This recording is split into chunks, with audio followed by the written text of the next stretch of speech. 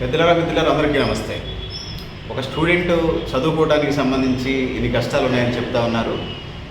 So సంవత్సరానికి 365 రోజులు ఉన్నాయి.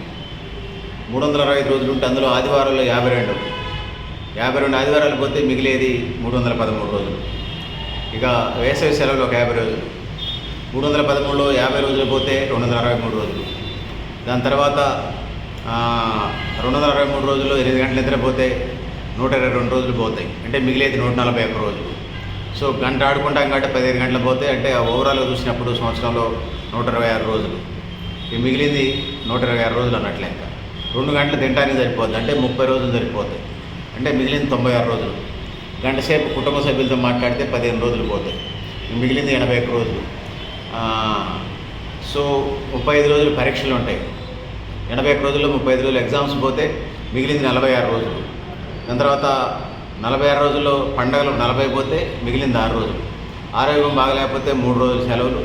సినిమాలు ఫంక్షన్స్కి ఒక 2 రోజులు పోతే 6 రోజుల్లో 5 రోజులు పోతే మిగిలింది 1 రోజు. అది పుట్టినరోజు అయిందనుకోండి. ఇది పరిస్థితి. విద్యార్థులకు సంబంధించి ఇది కామెడీ కిట్ లాగా ఉన్నది. సో మిత్రులారా ఇది చాలామందికి సంబంధించి ఇప్పుడు చాలామంది గ్రూప్స్ కొడుతున్నారు, సివిల్ సర్వీసెస్ రాస్తూ ఉన్నారు. Group 1, group 2, group 3, 4, group 4 exams, ఇంకా అనేక డిఎస్సి దగ్గర నుంచి సివిల్ అనేక ఎగ్జామ్స్ ఉన్నాయి. వాళ్ళు వీటన్నిటిని సెట్ చేసుకొని ఎగ్జామ్స్కి రెడీ అవుతున్నటువంటి నేపథ్యాన్ని మనం చూస్తూ ఉన్నాం. చాలామంది పిల్లలు రోజుకు 15-18 గంటలు చదివినట్టు సందర్భాన్ని మనం చూస్తూ ఉన్నాం.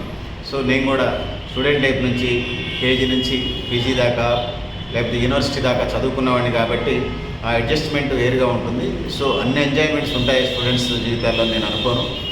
చాలా సీరియస్గా కెరీర్ మీద దృష్టి పెట్టి చూస్తున్నాం. సరే ప్రస్తుతాలకు వచ్చినప్పుడు వాళ్ళ మట్టికి ఇది చేస్తున్న నేపథ్యం అయితే మనకి కనిపిస్తూ ఉంది. కొంత టెస్ట్ పేపర్లు మెటీరియల్ పెట్టుకొని చదువుతూ ఉన్నారు. గతంలో ఉన్నటువంటి ఎడ్యుకేషన్లో డిఫరెన్సెస్ వచ్చినాయి. సో వృత్తి విద్యా కోర్సులు డిమాండ్ పెరిగింది.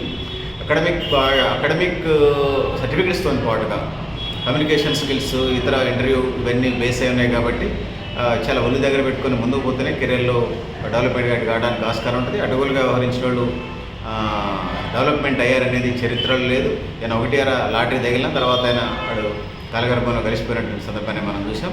విచ్చలవిడితనం స్టూడెంట్ లైఫ్ అందుకు పనికిరాదనేది చెప్పక తప్పదు. మిత్రులారా మీరు కూడా మీ అభిప్రాయం కామెంట్ బాక్స్లో రాయడం తెలియజేస్తా ఉన్నాను.